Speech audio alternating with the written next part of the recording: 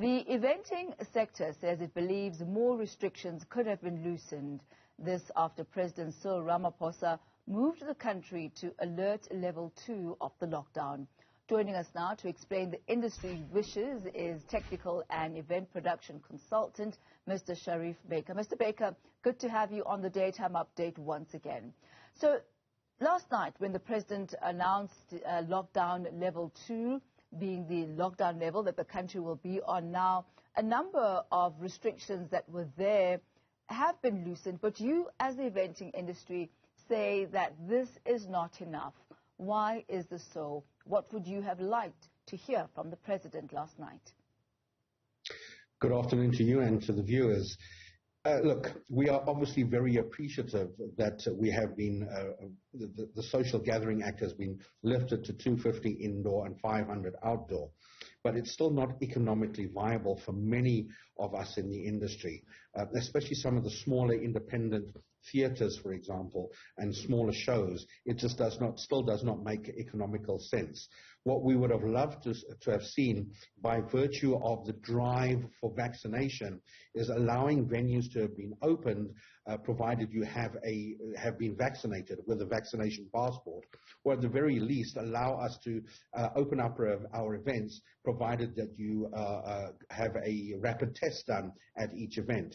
And this is obviously not just live events, this also speaks to sports, I'm sure.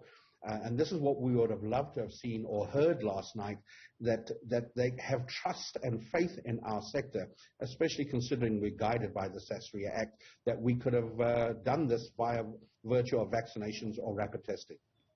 A few days ago, last week, we saw during the vaccination drive, the Minister of Arts and Culture as well as Sports, Minister Natim Tetwa, at FNB Stadium. And one of the propositions that were made, which by no doubt are a sort of incentive for those who are soccer lovers, SAFA was saying that they are going to be giving away free tickets for those who want to watch Bafana Bafana in the qualifiers. Is it on the back of that you were perhaps expecting something different from the President last night? Very, very much so. I mean, we have been involved with various associations leading up to this, including engagements with SASCOC to discuss a similar type of scenario that speaks to any form of outdoor event or indoor event, whether it be sports or the live events. And based on the back of that, also with the inevitable Bafana Bafana game, which we're obviously all going to be standing behind, would be great that we stood behind them physically and not just behind a TV screen. And based on that, again, because of the Sasria Act being in place, we would have loved or would appreciate a lot more faith and trust in our sector to be able to do this properly without creating any form of further infection. The hours for the curfew are now from 11 p.m. to 4 a.m. As far as the number of people who can be inside a venue, that's 250 people indoors, 500 outdoors, or 50% of that if that is a small venue. How does that impact you as an industry? Are there any positives that can come out of that, or really does it not make a difference? You know, it's a balancing act. It doesn't really make a difference, but when it comes down to the value chain behind that, so if we're at a theater, the staff working behind a bar or a restaurant, it does help them for further tips or for further work. But for the creative themselves, it really doesn't make a difference. We still have to start that little bit earlier to make sure that we can finish on time.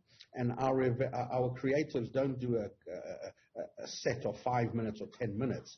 Whether it be poetry, whether it be music, whether it be theatrical, it's usually a 2-3 hour. And if we look at the only time we're able to do that so that people can get home in time or leave work to go home and change to come to an event, is doing this on a Saturday night. Mr. Baker, I do apologize for having to cut you off in mid-sentence,